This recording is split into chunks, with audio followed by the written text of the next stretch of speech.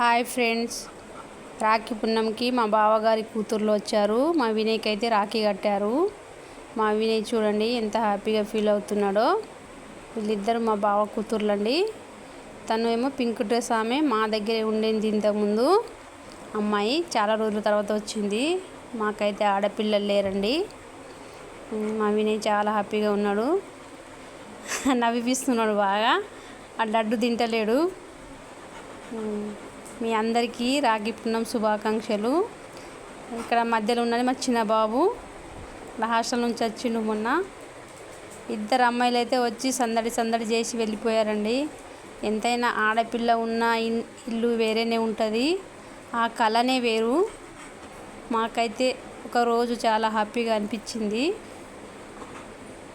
అలా పొద్దున వచ్చి సాయంత్రం వెళ్ళిపోయారండి. వాళ్ళ పిల్లలను తీసుకురాలేరు పాపం, చిన్న పిల్లలు వాళ్ళు సతాయిస్తారని తీసుకురాలేరు. ఆ రోజు ఫుల్ వర్షము. బాయ్ అండి.